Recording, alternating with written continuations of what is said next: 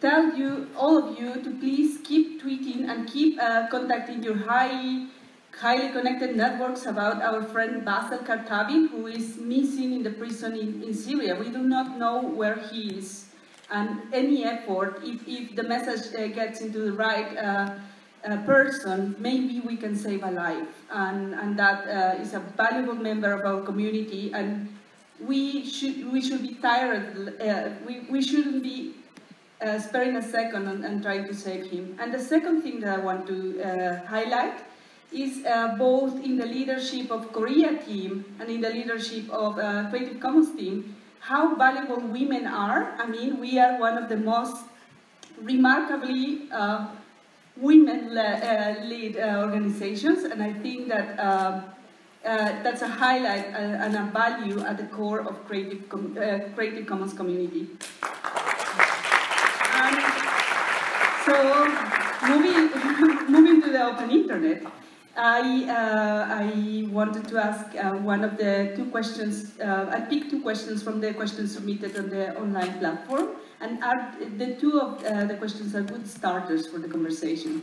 The first question is for Professor John Cho, and it is about, you have said it is coming from South Africa, the question, and someone in South Africa likes to know that as a person following your scholarship, that you have said in many statements that the internet has brought good things and bad things for society in general.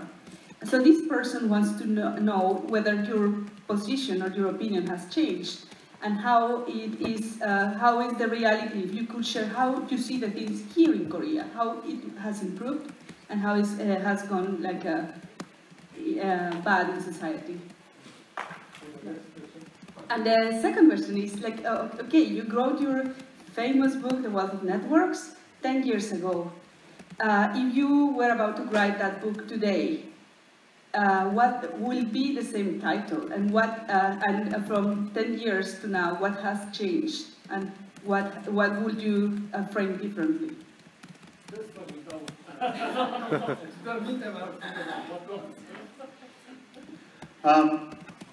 So it's great to be here with Creative Commons in Seoul. What's different? I think some of the things that were perhaps more speculative in terms of the stability and significance of the commons and commons-based production are really hard to question. Core utilities continue over a decade and a half or two now to really be produced by free software. Wikipedia really is the central model. We're seeing the model develop across efforts at governments to become more responsive to citizens. We're seeing companies trying to build things that are more engaging with users. We've seen people use the net for social mobilization to move the politics. Only recently in the US we had what would have been inconceivable with the victory on net neutrality, would have been inconceivable 8 months earlier. And so in this regard, the book remains strongly anchored in the realities of life. At the same time, a central assumption that, well, not assumption, a certain observation that was true at the time, and that I made, and that I claimed was very central to the development of commons-based production, generally peer production in particular, was the fact that for the first time since the Industrial Revolution, we had seen the core pieces of capital widely distributed in the population. Computation, communications, storage, sensing were widely distributed in the population, at least in the population of the wealthier countries, and allowed people to do the things that always came naturally and socially to make things that were economically meaningful.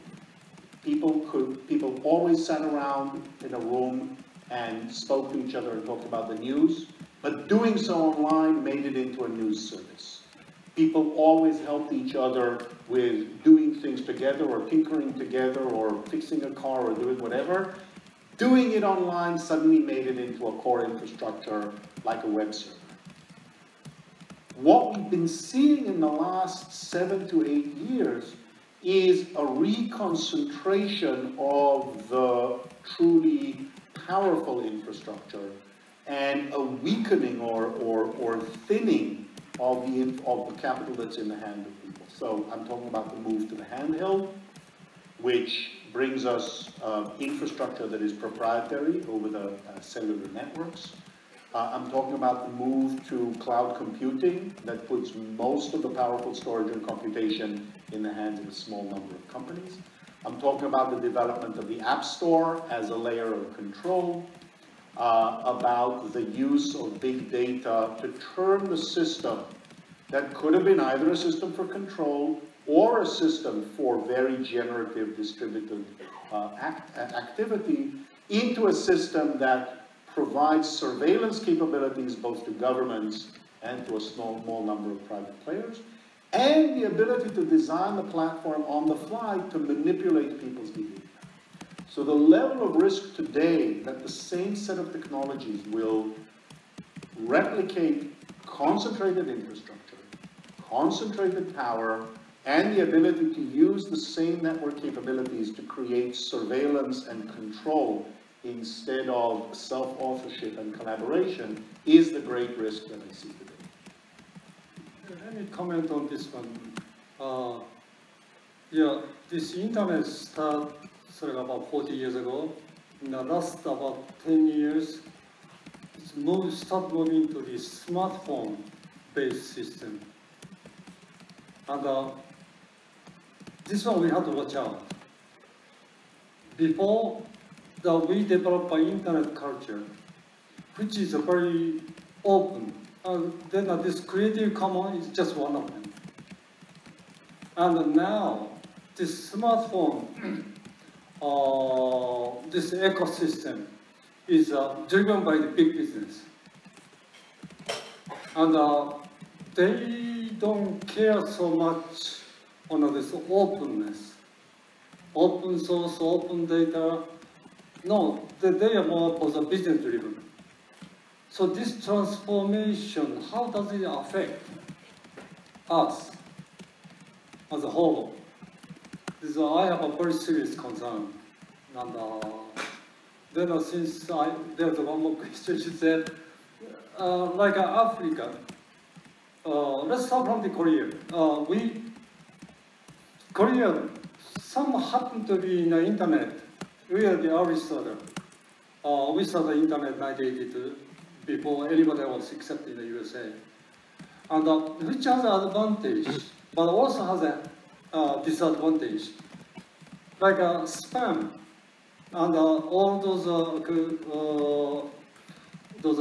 cyber security problems happen to the Korea first and the USA. Then we had to solve it. And we just didn't have enough know-how to solve this problem.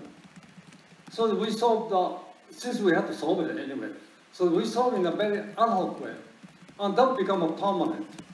So today, Korean banking system, including a credit card, is very difficult to use. And it's not particularly safe. And then you say, like, why don't you just change it? No. Changing this kind of things takes up 5, 10 years, if it's not 15, 20 years, and in the fortune. Africa, if you are late comer, sometimes you can take advantage. Just watch out us, how we are doing well and making a mistake, and try not to learn from our mistake in order not to do it. Just like a bicycle. In a bicycle race, the one in the front suffer because of wind. The one in the second or third, you can take advantage of behind the leader. So that way, eventually we share this problem together.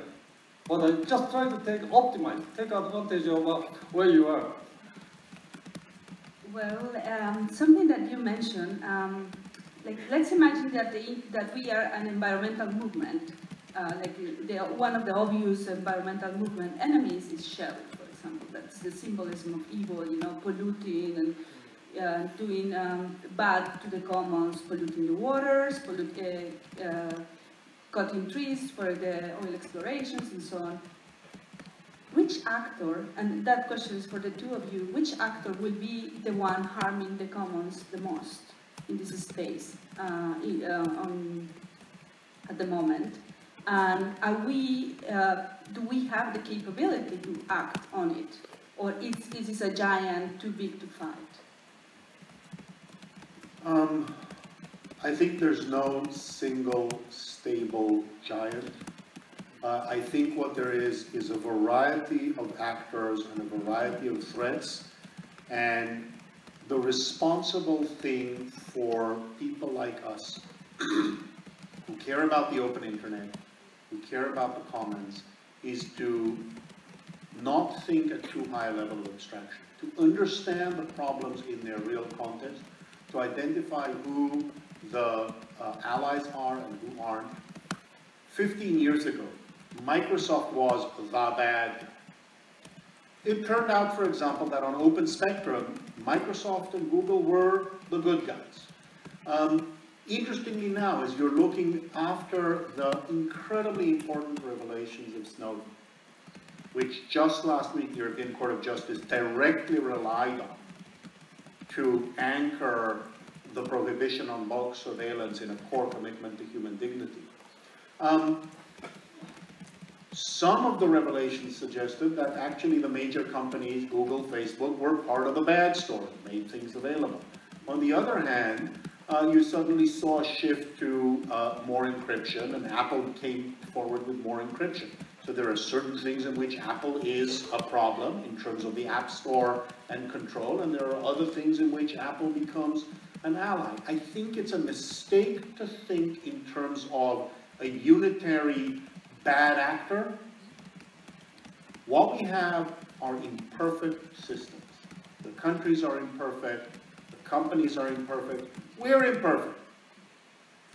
We constantly need to judge locally what's going on, who's an ally, who's an enemy, where the interests are, who we can form alliances with, and then argue about doing what's ethical. And each time do what's ethical, do what's strategic, and move on. Yeah, let me compliment the ecosystem. This whole thing is an ecosystem. The issue is how can we develop a commons, global commons, in order to address those issues and resolve those issues. And if we can develop a very good global common, then we are in a good shape. If we can't, it's awful. We'll face the inconvenience truth, as U.S. Vice President, what's his name? Al Gore said. So just try to avoid those inconvenient truth in this cyberspace. In order to that one, global commons, healthy global commons is the way to handle. So the Creative Commons is doing a good job. Well, as we have one of the most... Just to follow up on connecting to this question of the commons, one of the things we learned from Lynn Ostrom and the Ostrom School of Commons, what they described as the institutional analysis and development framework. And it was an attitude to thinking about the world. It was an attitude that saw that different contexts were richly different from each other, and you only got the right answers by looking at all of these factors and seeing how the things are connected to each other. So this is back to the point about not thinking in terms of systematically bad actors. Always analyzing the details of what makes the ecosystem work, and the thing that could look like the big bad wolf turns out to have a really important impact by controlling the population of these little furry things that are wonderful. You just have to understand what in particular context works and build in response to that. And to this ecosystem, what would be like the greatest threat at the moment? Like if we as activists need to pick one global battle, is it even possible to pick one single global battle, let's say against DRM or against, like what would be like the battle that you would choose? cybersecurity. In many ways, this may be the biggest obstacle we have. First, me as a technical background, technically we made a mistake back in 40 years ago. And today we haven't solved this security problem, technically. Then next, this nature of this security is so easy to attack, so difficult to defend. Then this cyberspace also this sort of reflection of real world. And we are getting so much those disturbance, malicious act in this area. And I don't know if we can solve it. We should be able to solve it. Otherwise, we'll have those bunch of those walled garden, gated community. If you go outside, it's very dangerous. You just stay inside. Then we may lose global commons too. I think security is an issue, but I'm not sure it's an issue in the same way that you're describing it. I think fear is an issue. I think it's very easy to manipulate concerns of security for purposes of legitimizing control.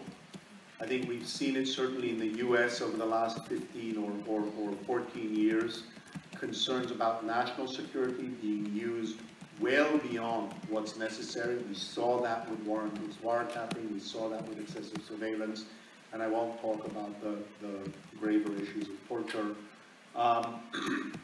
So security is a real concern. When a city is deeply insecure, it collapses socially. We do have to solve security as a problem. But security is also abused easily, and we need to be very realistic about our concerns. You had mentioned in your keynote that we live with 1.3 million deaths, you said, from automobile accidents around the world. We're not canceling the car because of it. We live in great cities, even though they might be less secure than many rural communities. So we live with risk all the time.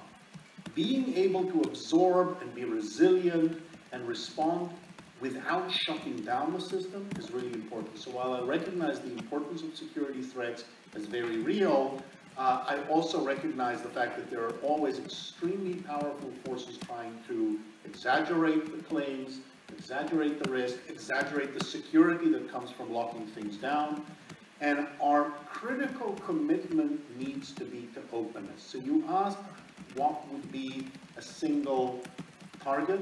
I think the single target is not something specific like DRM, not a specific battle like the TPP, but it's the continuous fight for openness throughout all layers of the network society, both in terms of the technology and in terms of the organizational and institutional structures. And then you just have to live and diagnose. What is tomorrow's 5 threats to openness? These are the ones that are our battle.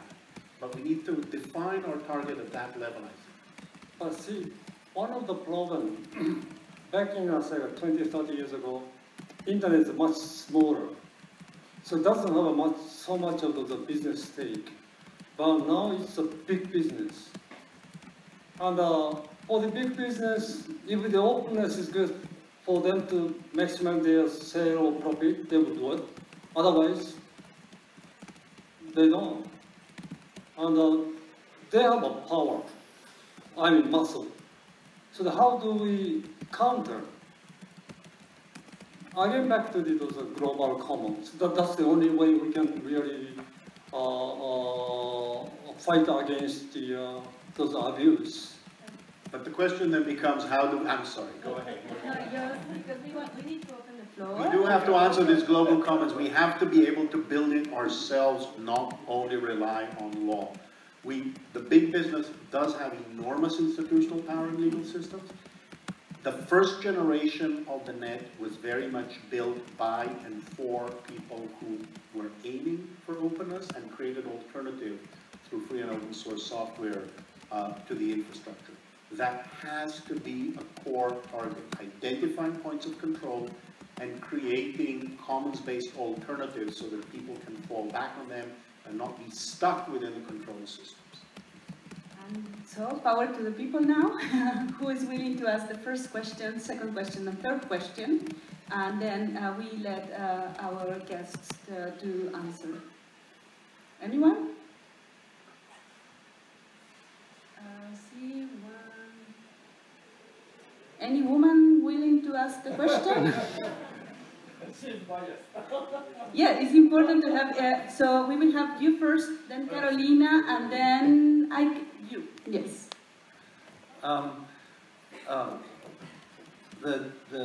The dichotomy, the shift that you described of sort of the socially responsible uses of the net versus the corporate-driven, exploitive, extractive uses, often rely on systems like these walled gardens where it makes it more convenient for people. You know, a lot of the reasons people fall into these traps is because it's been made very easy, and very often for those of us who want to avoid these kind of traps, it's more difficult. For classic example, when Windows was the dominant paradigm, if people wanted to reject it and use Linux, they had to do a lot more work to be free. Do you think it will always require us to convince people to change their behavior and do more work to stay free and open and to preserve it? Or do we have to think about how we make it as convenient to be free as it is to be a prisoner? I thought that was mostly in your direction. I'm also happy to. I like your answer. Yes, I think it is absolutely true. As Bruce Schneier was saying, this fear and convenience, the two great drivers of people into lockdown systems that don't actually give them freedom. And we talked about fear and security before, and convenience is the other one. I think it's incumbent on, and I actually think this is also a consequence not only of the technology, but of the transition from the first 100 million or 200 million to the billion, which is to say more people who actually just want stuff. Netflix, it's just another TV screen. I do think it's incumbent on those of us who are building alternative platforms to make sure that they are easy. But as you say, well, it depends, right? So with Linux it didn't, but with Firefox it did. So, and that actually changed dramatically the market share. So I think that needs to be part of the package whenever an alternative platform is built, to understand that market share matters. That creates a real risk. We saw with Firefox needing to implement the DRM sandbox, that once you actually care about market share, even if you're a free and open source, publicly oriented project, it creates limitations for you. But I don't think we have a choice, because otherwise all we're building is a safe preserve for the few who actually are willing to work hard for their freedom, and the whole point is actually to make freedom easy for everyone. And the last question, I'm sorry, I just can take one more to Carolina, please. Okay, so I wanted to ask about something that for me is a huge dilemma, and it's about the violence online, especially women against women. I was discussing this last year with Frank LaRue, and he came out with an expression which I like a lot to describe this, because he said that's freedom of expression against freedom of expression. Women are being targeted in the digital world with violence, which are preventing them from speaking. Many women are having reactions as to shut down their social networks and not to express themselves. But the reactions many times from a feminist point of view are oftentimes also a threat against freedom of expression. They tend to say we should shut down comments, there should be blocking, and many other things. For me, this is a real future threat from an open internet for everybody. I wonder, what do you think about that? Yeah, of course. Yeah. No, so yeah. No, you go ahead. No, I'll formulate my idea.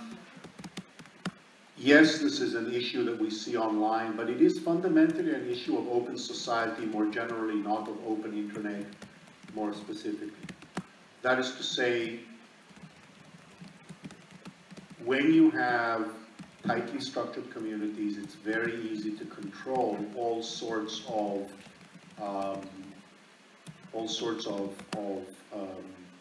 offense and pain. But it's very hard to then actually create a decently participatory and open society. And once you open things up, you get all sorts of violence, and particularly in a society in which, a global society in which women still very much are not equal in the majority of places, you get violence. I think it's a basic tension that we see throughout open society. I can't tell you that I'm a free speech absolutist in the sense of no matter what.